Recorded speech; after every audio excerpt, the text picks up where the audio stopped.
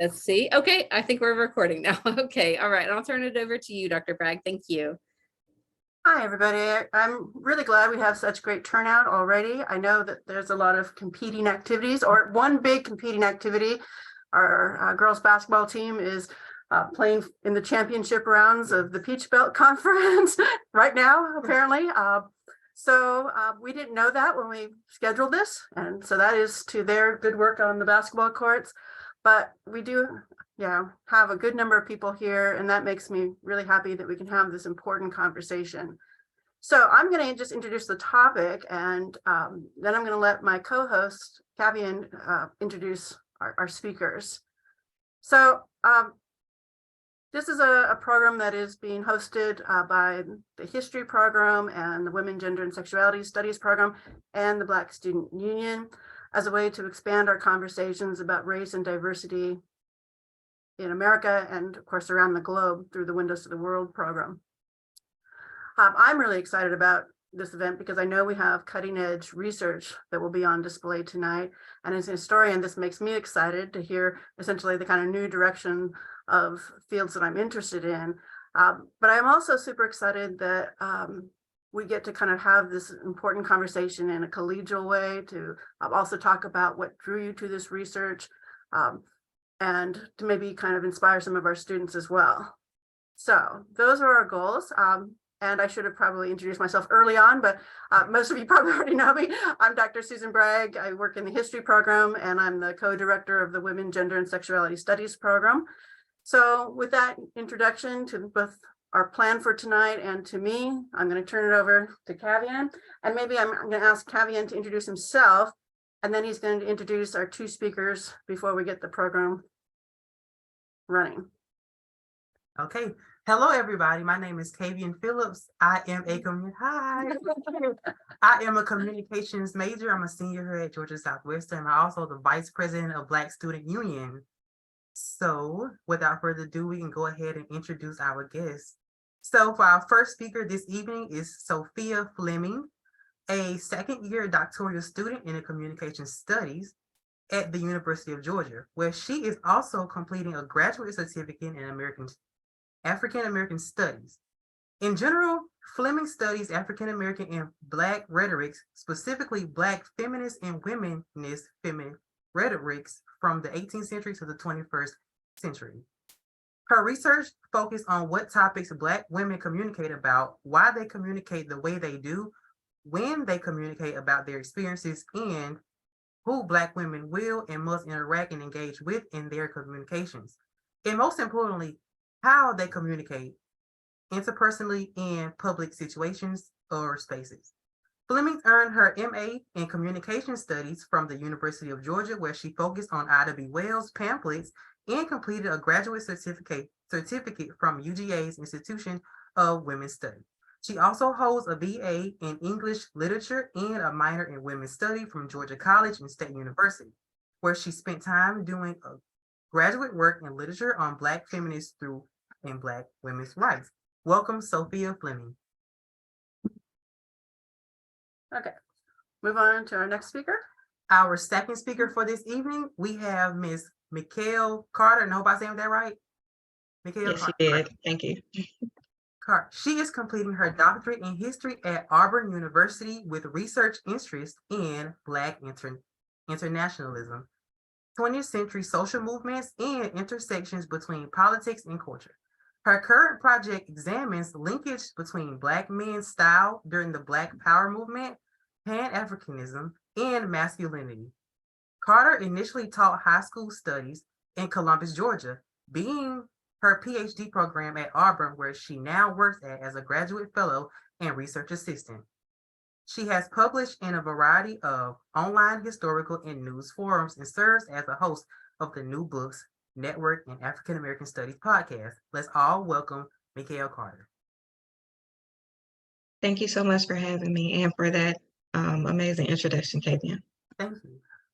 Well, we're very excited to have you with us because we know that you're doing new research and research that will inform a lot of the kind of scholarship in years to come. And so my first kind of plan is to just simply have you, talk a little bit about what your research projects are and kind of what yeah, the kind of in a nutshell, how would you describe what your research is and what has inspired you about this work? So we can start with Sophia, because she is our 19th century person, and then we'll move to the 20th century with Mickell. Oh yeah, thank you. Thank you so much for that wonderful introduction. And I am just grateful and humbled to be among you guys talking about my research, and hopefully we have a wonderful, fruitful interaction with each other. This is what I live for as a scholar. So how did I come about my research and why do I study what I study? For a long time, as you guys introduced me, I studied Black women and African American and Black studies for a very long time. And then I returned to grad school and I was like, you know what graduate program would, suit my talents and my vision of how I would do scholarship. And I ended up in communication studies and rhetoric.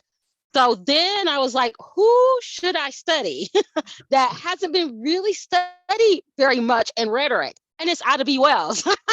Ida B. Wells Barnett, who was a 19th century anti-lynching crusader. And so my questions led me to first with my master's program, I'm like, who is this woman? What did she really do? And so I studied her pamphlets and I studied how she crafted her rhetoric, basically. And the three pamphlets I focused on was Southern Horrors, which is, most people know what pamphlet that is. Most people, especially historians and some rhetoricians and, literary folks. Then I studied, then I wrote about a red record. That's another one that people tend to recognize. But the third one, a lot of people don't know about, or they haven't really talked about or wrote about, is Mob Rule in New Orleans, the life and death of Robert Charles. So what I did was I did a close textual analysis of all three of those pamphlets. And what I came to find is that the way that this Black woman wrote at the time that she wrote was not only provocative, but with this really truth-telling ethos that we know that Black women exercise, right? Even in today, the 21st century. And then that led me to, okay, what do I want to write about next? And what I'm really focusing on for my doctoral degree is I'm looking at Wells herself and how we should look at her in terms of how we communicate about her. So first, I want us to look at Wells and accept Wells as one. She's somebody that changed Black femininity. So instead of going from the respectable type of Black femininity that Black women tried to exercise during the 19th century, she actually carves out a new way of us looking at Black women that we tend to ignore, right? Because stereotypes tend to plague Black women, right? If we're assertive, it means we're angry, right? If we are too bold, that's not confidence. That's more of us just being aggressive, right? And those are the things that, white press has said about Wells and much more uglier things. I'm, flowering up a bit tonight.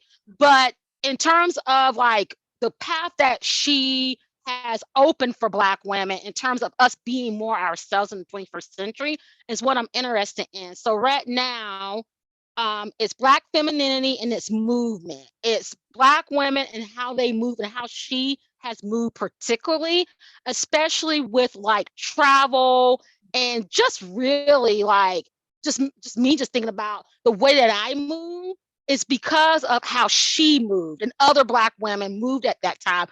And so the 19th century is very critical, especially for Black women, because it's post-Reconstruction, right? And it's really Black women, especially Wells, exercising their citizenship, exercising their rights, and really trying to forge a path for themselves that will for other Black women and Black girls to benefit later, right? So that's what I'm into right now. And just my background in being a women's studies kid, having a minor in women's studies, and then just going in that route, right? I'm not surprised that I ended up where I ended up research wise, and very happy to be there. But I want to also put out a disclaimer. Mickell is the historian. I'm the rhetorician. So if it wasn't for the Mickells, I would not be able to do rhetorical work. So that's where I'm at. Well, thank you very much. And I think historians have to depend upon scholars in other fields, just like, we hope that our work gets out to you as well. So I will then let Mickell talk about her work and what has inspired it and what we should know about. Yeah, for sure. Look, Sophia, interdisciplinary girl. I believe in it. Okay, we need we need each other for sure. But yeah. So my proposed project, it examines Black men's style during the shifting political terrain of the Black Power movement of the 1960s and 70s. And so I critically analyze film, music, and advertisements, and I question how modes of dress and adornment influenced Black power and masculinity. And so I seek to better understand how Black men's attire during this era became political symbols and material bodily expressions of resistance, Pan-Africanism, Black pride, and Black masculinity. Further, I wish to interrogate how Black power style interacted with global Black aesthetics within the hip hop fashion as well.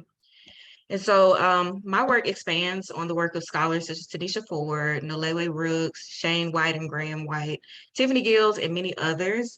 And so it interrogates the role beauty culture has played within the Black freedom struggle. And so by bridging the fields of Black power studies, material culture, the history of capitalism, and gender studies, my dissertation hopes to illuminate the ways Black men employ style as a cultural and political tactic to challenge racism and rework notions of gender. And so preliminary research reveals that global politics of style and racism, hold on, I'm sorry. Okay, so of how Black men utilize fashion and adornments as rights. Okay, I'm sorry, I'm tripping up on my elevator, on my elevator speech, guys. But okay, let me backtrack. Okay, so my work, there are 3 interventions to my work. So first, I build upon Tanisha Ford's theorization of soul style to illuminate how Black men's expression of dress was both a political statement to undermine Eurocentrism, and refashion a collective identity of Blackness that transcended national borders. I also examine Black men's style as I expand upon the critiques of the long civil rights movement by drawing stylistic distinctions between the civil rights and Black power movements. And then lastly, my project will explore the legacies of Black power through fashion, but explicitly making the connections between Black power and hip hop. And so how do I get to this topic in particular? Well, I was pretty much in graduate school, number one. So I knew that I wanted to study something tying into Black internationalism. I am an Army brat, and so I grew up in places overseas, and I was always intrigued by the ways, you know, Black people still experience racism regardless of the location. And so I knew that Black internationalism and the connections was something that I definitely wanted to embark upon. But then also I've always been a lover of Black culture. Like I said, I was an Army brat. And so growing up in places like Germany for 6 years of my life, I was typically the only Black kid. And so when I finally did get moved to the States and I had this strong supportive Black community, I just fell in love with everything Black, honestly, Black culture, Black everything. So I knew that Black culture was super important to me. And so my first semester in graduate school, I took a methods course. And so in that course, my professor was pretty much encouraging us to delve into our fields and see what has not been written already, see what you can add to the field. And so I stumbled across Tanisha Ford's work, Liberated Threads, which analyzes Black women's style and fashion during the Black Power movement and their approach to combating racism, but then also fashion as being somewhat like used as a gender non-conforming way as well. And so from there, I was just like, you know what? There's nothing about Black men in style, And then oftentimes typically when you think of men, you don't really think of analyzing style per se, because we think of beauty culture typically we associate it with women. But then I felt like that would be an intriguing type of work, especially as like men in style, like they are definitely contributing to beauty culture as well. So yeah, I mean, and my project just flourished since then, really. Well, let me ask you a shared question again. And I know that Kavian has some really specific discipline-oriented questions as well. But to throw out a general question that each of you can choose to think about or address in any way that you want to. I truly mean this. How welcoming, or perhaps not, but how have you felt about essentially academia as a home for this kind of research that maybe, might be seen sometimes in the case of fashion, it's not maybe the serious stuff sometimes, right? I think, times are changing, but still you might have that kind of, commentary that you might hear in the process of your research. And of course, thinking about, the ways that Black women move in academia as well, right? So how have you found a home for your research, and what are some of the challenges perhaps of building these academic projects that have such deep meaning to you?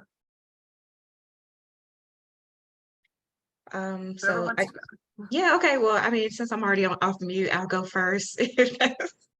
Yeah, so I guess I want to go back into the interdisciplinary nature. I do feel as though that is extremely important. And I know that history is a very disciplinary field, but I think what's extremely important, especially for like all of my students who are considering grad school, what's extremely important is definitely the people that you decide to work with. And so making sure you have that support system as far as your mentors. And I feel it's like my mentors have been very open to the interdisciplinary nature of my project, because it is. And so I think that's like definitely the key. I also feel, of course, if someone tells you, look, we are just straight history and you just need to stick to this particular discipline, I mean, I personally would knock against that. Per se, but then also, okay, so being a Black woman, I feel like there's more that I could say there, but I'm gonna just put a period there, and I'm sure Sophia can help me out on that one. But as a Black woman within academia, so Auburn is a predominantly white space, and so I mean it's difficult when you don't see people that, when you don't see your people, and sometimes you feel as though you don't have your people. But one thing that I've done, I've cultivated a community of like Black scholars around me by reaching out. I utilize Twitter a lot, surprisingly, because I'm not the social media type.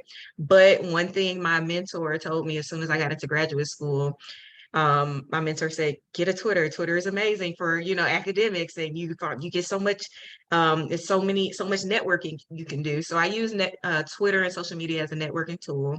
And I've joined organizations such as ABWH, the Association for Black Women Historians, the AAIHS, the Association of African American Intellectual Historians, and so on. And so really, I was able to find my people, and I think that's really important for Black peoples and Black women to, you got to find your people. And sometimes, don't get me wrong, I love my colleagues, of course, but just having that connection as far as like culturally is also important for you to feel supported. Thank you. Sophia? Yeah, I'll expand upon what Mickell is saying. It is when you propose the ideal of doing Black work yourself as a Black person, especially a Black woman, you get a lot of pushback at first. I got a lot of pushback because even though, Wells is, talked about historically, right? Especially with Paula J. Giddings and her wonderful biography, work that Mia Bay has did on Wells. Wells is a definitive figure at this point, and she's been looked at through a wonderful historical lens by those two Black women that have done an incredible job on filling in the contextures and everything about Wells's life. But when you're entering into a predominantly academic space, especially a space that's R1, right? And they have these high expectations because, you know, UGA used to be known as a party school, but no longer. It is ranked high as being like one of those institutions where now academic excellence is at play, and teaching and research and everything across the board at this institution. So at first it was like, okay, yeah, you're doing well, but then it became a point where I had to prove I knew what I was talking about, which I'm kind of like, I don't have to prove anything because I'm a Black woman in America. So I know what's going on.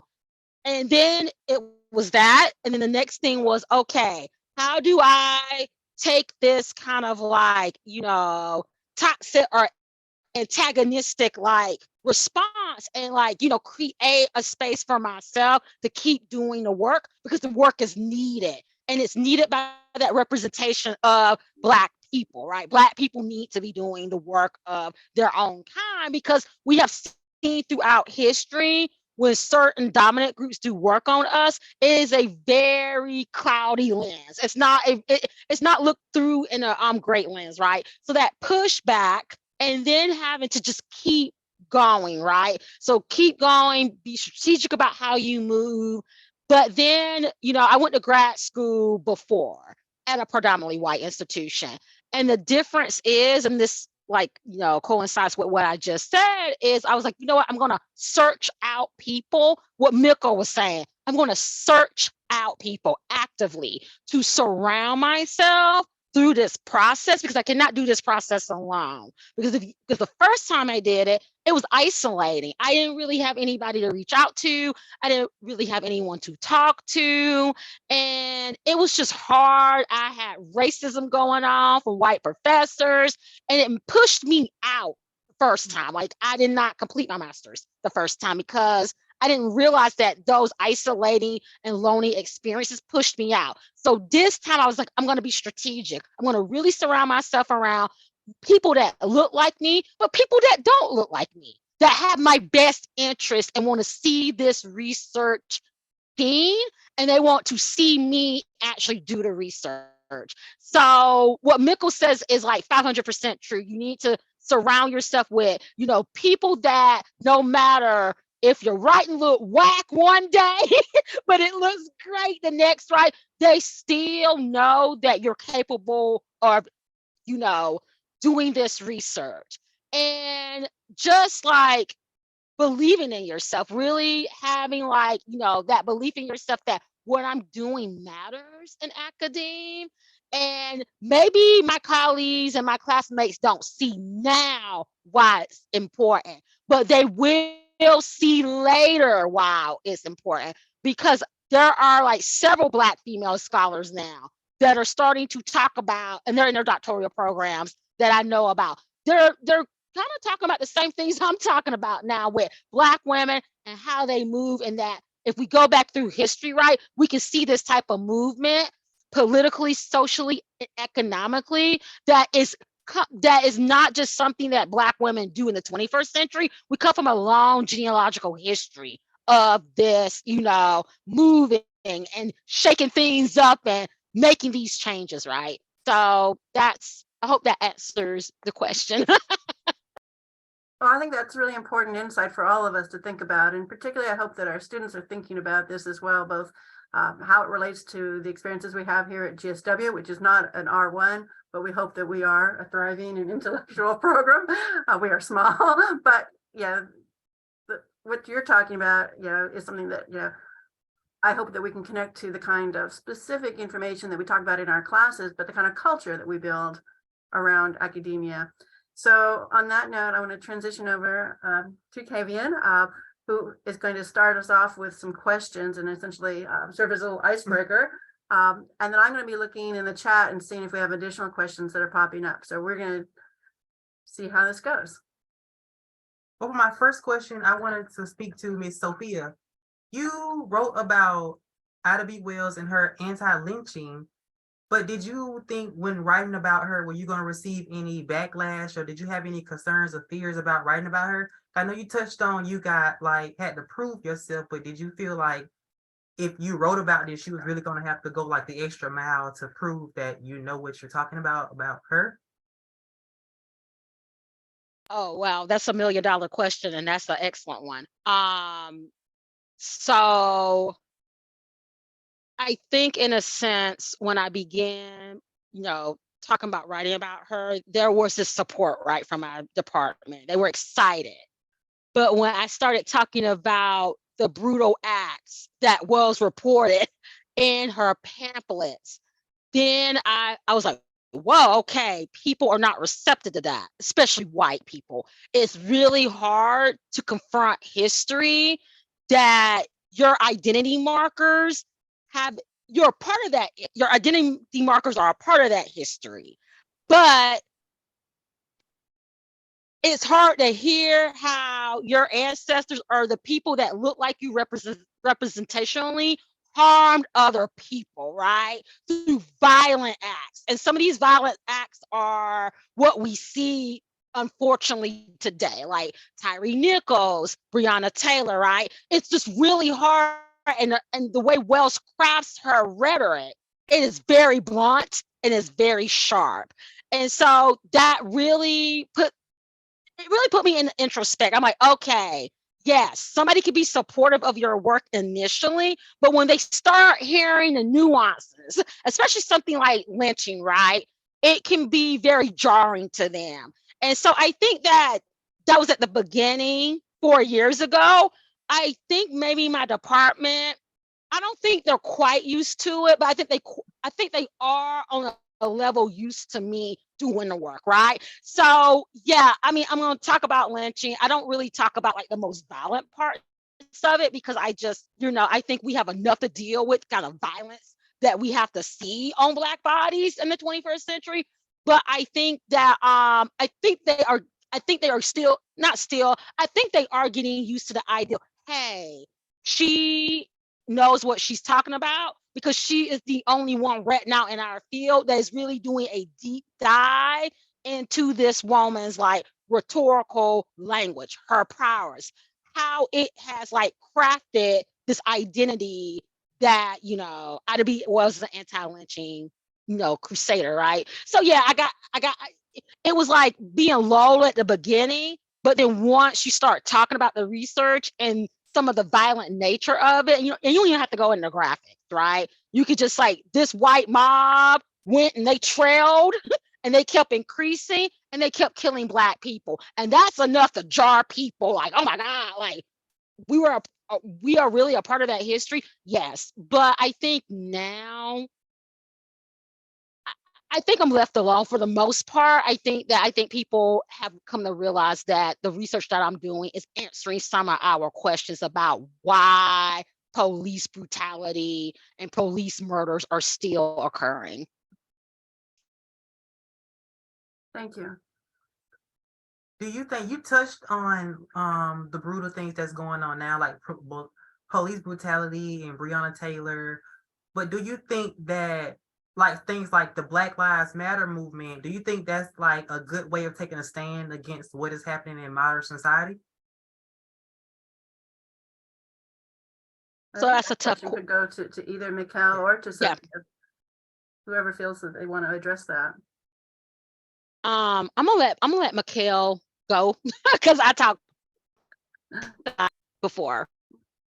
I'm gonna say, yeah, I definitely do. I feel like there's the Black Lives Matter is one movement, but then you also have different organizations as well that are continuously pushing back at racism and oppression and systemic issues as well.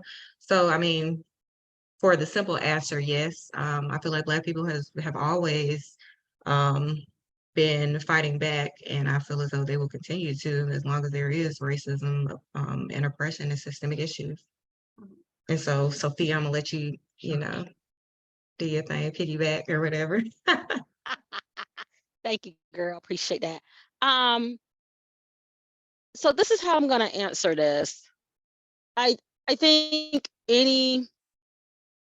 there's advantages and disadvantages to movements, because I have to study social movements, because Ida B. Wells was a part of a social movement.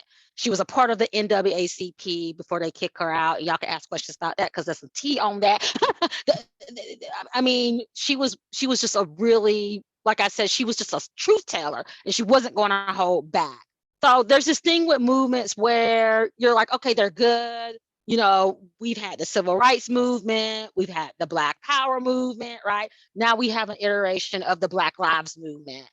I think the things that at the beginning, especially, that the Black Lives movement has done was great in terms of, like, because we got to think about who created that movement, right? It was queer Black women that created that movement. And when you're queer, those intersections, right? Queer, cisgender, transgender, Black, right? You are, even in the Black space, marginalized to a certain degree, because we still got Black folks out here that don't entirely accept people based on their sexuality, right? And so, you know, that it's great. In terms of maybe some of the controversy that has happened recently with, you know, some of the founders and, you know, spending money and stuff like that, I would say that it still is a movement that recognizes, in the time period that we're in, that we're still affected by racial violence, right? That calling out the system of, you know, lynching, we don't call it lynching anymore, but what is happening is synonymous with lynching. It comes directly from it, right? It's just that now it has transferred to the police, and the police got power, and they're the state, right? So I think that calling out that, you know, state violence, the thing, and we fund this state violence, right? And a lot of us don't mean to, but we're part of, like, you know, the United States, right? And we are part of, like, you know, the ethics of that, the ideologies of that. We're part of all of that, right? So now it's in the hands of the police. And what Black Lives Matter has done is they have called to attention, hey, the people that are supposed to protect us don't protect all of us, for one. And two, a lot of Black bodies are getting murdered just because they're just being human, right? And that really, that is really what Wells was shining light on. That's why I study her. She basically was like, people are just being human. Black folks are just being human out here. But because of the competition, especially after Reconstruction and the white anxiety or fear that was happening, then, right, that made people, particularly white people, like, I am terrified that Black people who were once slaves are going to get all the resources. They're going to get all the jobs. They're going to get all, like, the money. They're going to get all the food. They're going to get to pick where they want to live at, right? And so, I mean, it's nothing like Wells's time, but we still have remnants of that has passed on. And I think Black Lives Matter has responded to those moments. And I hope that answered your question. If you need clarifications, just let me know. Maybe I can address a question to Mickell based on your research and thinking about our shared theme of gender politics tonight. How in your research have you seen debates or tensions about a masculinity that is liberating, but is not also essentially hierarchical? How have you seen essentially kind of redefinitions or challenges to redefine Black masculinity in music or fashion or culture, or maybe, in this kind of, the cultural forums? Yeah, so in my research, there are two people that's intriguing to me in particular. For instance, Jesse Jackson.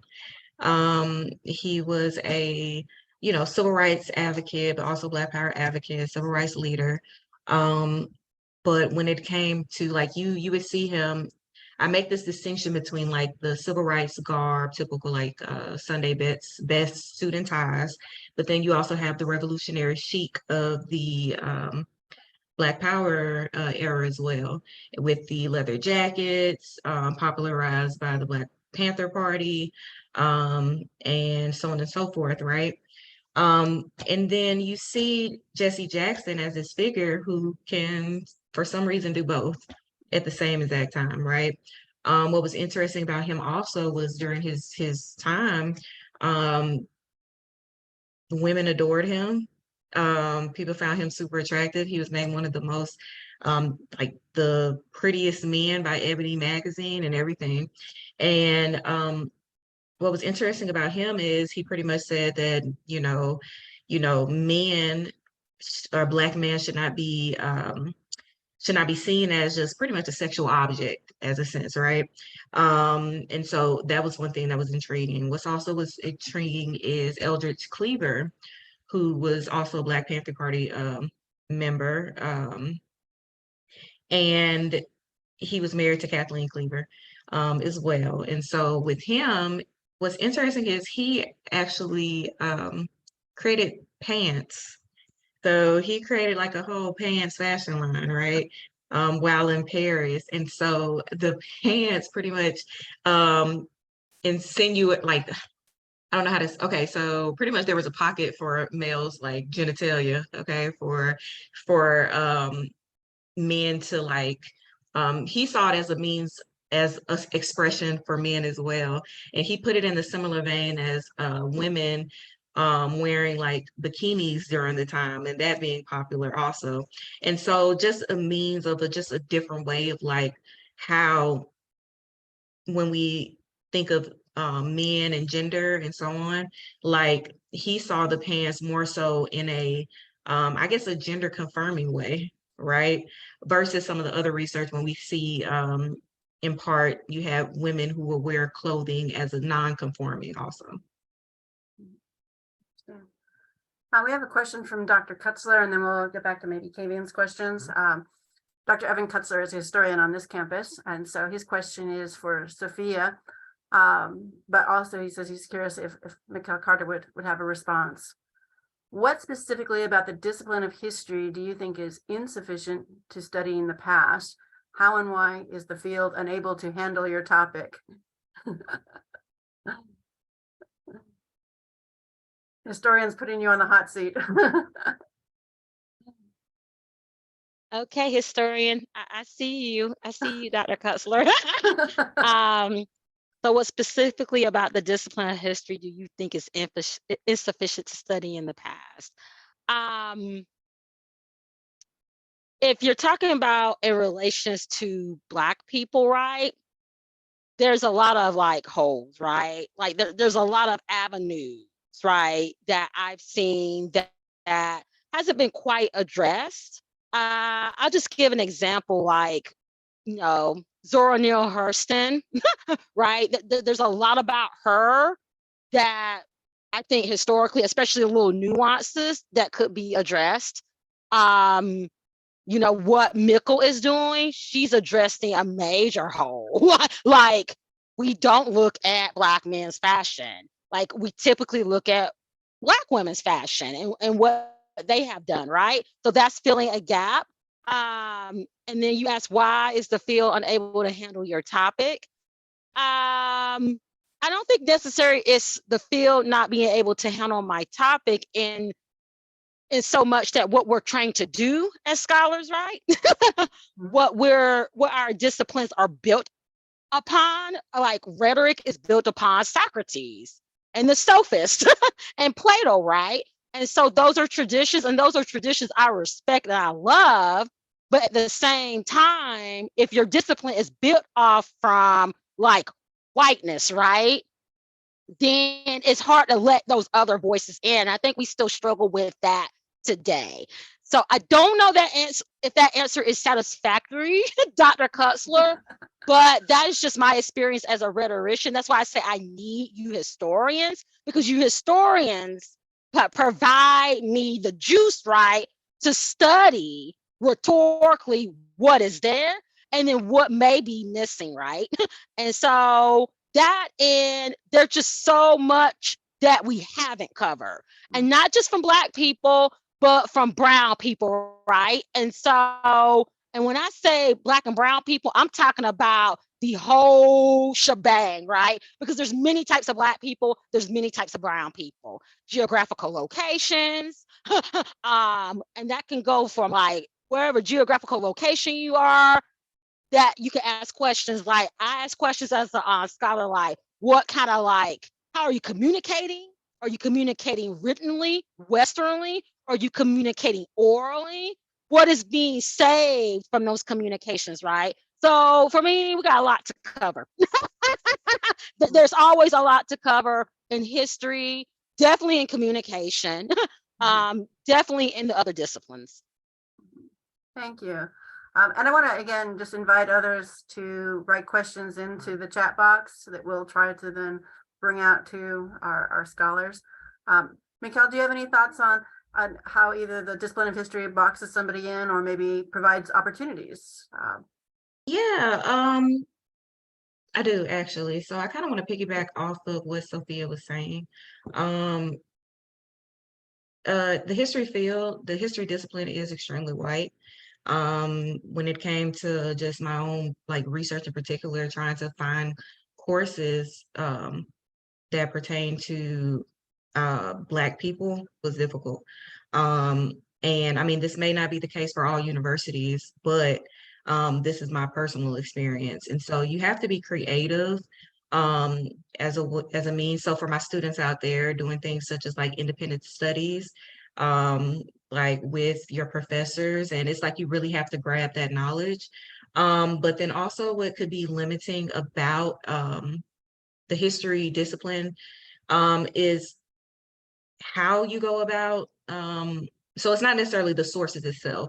So I'll be able to do like analyze advertisements or the works of literary texts, but I think it's how we're trained could be limiting, and which is why I do advocate for interdisciplinary teachings.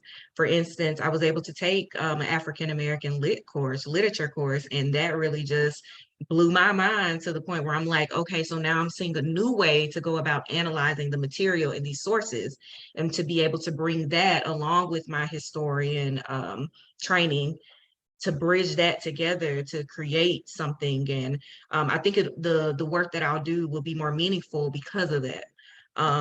So yeah, so really just, I think it's, but also like you as a scholar, and then like I said, also I had supportive people that I built around me, thankfully. I had some supportive mentors who did not limit me to this. They knew what type of work I was trying to do. They encouraged me to do that work. And so that's also very important. While you may have other, professors who would shun, interdisciplinary nature or whatever, or like, this is what you should do. This is not typical to, our field. Yeah, again, that's why it's so important to have that system, those people. You got to find your people. So having those supportive people around you to do the type of work that you would like to do. Thank you.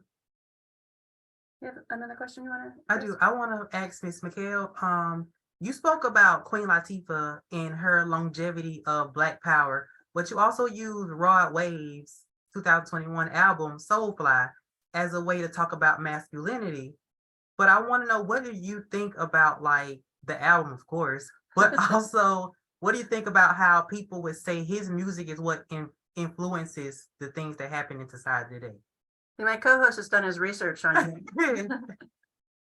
I see, he did. Okay, yeah, no, thank you so much for those questions. I'm a fan of Rod Wave. Don't get me, I love Rod Wave. He's great. I love his music. I'm also a fan of Queen Latifah. She's amazing. Okay, so the question, Rod Wave. Oh, yeah. So no, I wouldn't say that he's influencing. So I would like to take the field out, not take the field out, but let's turn the lens. I believe that people make music because of what they see and their experiences, and their environment. So I believe that the environment itself and their experience and personal experience is what influence the works and the music, and the way in which people relate to these oftentimes it's because they are also experiencing those things as well. So that's how I would look at it. And that's typically my approach when it comes to like my writings, when it comes to analyzing music in particular. Like I'm trying to examine, okay, well, what is going on? What did this person experience? What is the time and what's the era of the now? What movements are happening? What legislation has been approved and so on. So yeah, but that was an amazing question. Please, if you need me to dive deeper into that, just let me know. If you got some more questions, yeah. Well, and if anyone is interested in where these questions come from, let me know, and I will share the links for Mickell's work on Queen Latifah and the larger kind of politics of music as well. She's got some amazing work that's out there. Thank you. I want to switch back over to Sophia. You studied Ida B. Wells. So when you read her pamphlet, A Red Record, what did you think about it in your opinion? Brilliant. Mhm. Pure brilliance. She was doing something that Black male sociologists like W.E. Du Bois was doing. Because if you know about Du Bois, he was the first one to get a doctorate degree in sociology. But she was doing this work too. And so just a little bit about how I analyzed that chapter. I went bold. I made a bold claim in my thesis on that chapter. And what I was trying to say is the way she did tabulated statistics contributes to qualitative and quantitative data because that is how, like, beginners, especially with qualitative and quantitative data, how those methods, that's what they use to do their research. And she actually does this in like a textual, visual type of table, like listing, like, unfortunately, who was murdered where. She has states, she has how many Black folks were lynched in those states. She cross-references stuff.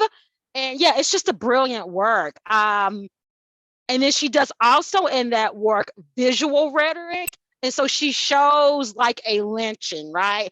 So she's really employing different methods in those tabulated statistics, which contributes to what we know today as data journalism, which I am interested in the digital, right? Because I just wrote a review on one of our rhetoricians in our field, rhetorical scholars. Her name is Catherine Knight Steele, and she talks about digital Black feminism and what she really employs. Fantastic book. I'll recommend every one of you read it. And what she really does in that project is she argues that digital Black feminism, Black women have been engaged in the digital since slavery. Because when we think about digital, it's connected to the technical, and the technical is connected to the industrial, right? So learning how to like use machinery and all that kind of stuff during slavery. And then it's no stretch that we Black women would utilize the digital spaces in the late 20th and early 21st centuries, right? So it's really like, Wells contributing to that kind of like data that we will eventually will be using, especially journalists. I mean, you see data journalism everywhere now, right? When, journalists, do their reporting, and Wells is one of the people that contribute to that. So yeah, brilliant work, in my opinion. It was interesting to me too when she even wrote, she was so bold with it, but you can tell how she used sarcasm in her writing. Because even in the subtitle of the pamphlet, she talks about this 19th century civilization in the land of the free and the home of the brave. And it was like, well, is it really the land of the free and is it really brave?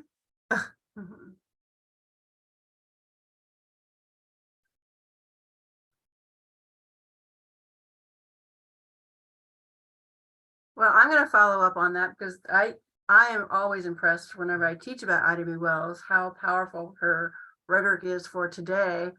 And I think this is something that, reminds us, excuse me, about the importance of thinking, outside of our disciplinary boxes, thinking of new questions and new perspectives to bring to this history. So I really want to thank our panelists here today. We do have to wrap it up, but let me ask you both maybe to kind of, if you had to give advice to a younger person who is thinking about graduate school, and you've told us about the importance of networking and finding your people and finding good mentorship. What's the other kind of takeaway point? Yeah, what would you say to a young person who was considering going into a field that they might or might not feel welcome in, but they also might have some inspiration and excitement about? What's your final kind of takeaway point to that person? I would say write, well, first go somewhere that you're definitely supported, but then also write what you're passionate about. I think that's one of the number one things, even if, like Sophia was saying, if people see that or they feel as though it's insignificant, if you're passionate in it, that work is going to flourish. So you stick with it for sure. Thank you. Takeaways is love research, love knowledge. I think we live in a society where people just like, they enter the rat race and they're like, I want to be a scholar. And I think they want to be a scholar because they think that it's like it's not the same as being a celebrity. It's not. But this idealization of like, if I'm a scholar, I'm going to do this. That's not what scholarship is about. That's not what research is about. It's really about, since even when I was a little kid, it's been about chasing after what I don't know and what I want to know, right? So I would tell a young person, don't enter grad school unless you have burning questions that you won't answer, and you can get that through research, right? So I'll just go out with the, late bell hooks that we miss so much around here. She had questions, right? Dire questions. And she's like, I basically, she went on her intellectual journey to answer those questions because she had those questions about herself. And she used research and scholarship to do it. And so that's what my takeaway is, like that passion of the reason why I keep doing this is because like it's my desire to like find the answers, that burning answers to questions I have, but mainly I do it too because of y'all, you younger people that are coming up. I want us to see representation. And I'm not talking about representation as in caricature form. I'm talking about true representation, like the entire rainbow, meaning conservative Black folks, conservative Black brown folks, everything, right? Because in order for us to be more empowered and more liberated, we have to have different voices, even though some of those voices may make us uncomfortable sometimes. And scholarship is a huge part of that. So if you're up for that challenge, then yeah, I think you are ready to go to grad school. Wonderful. Well, I really, again, thank you both for being here. And I thank everyone in the audience for being here when I know that there's a basketball game that is taking a lot of attention on our campus. But ideas do matter, as both of you have emphasized. And ideas matter not just about the past, but about the present. So you've helped us, think about those issues in some important ways. And of course, you've given us a lot of very practical kinds of information to help guide young people. And on that note, I also want to thank my co-host who has been a huge help here.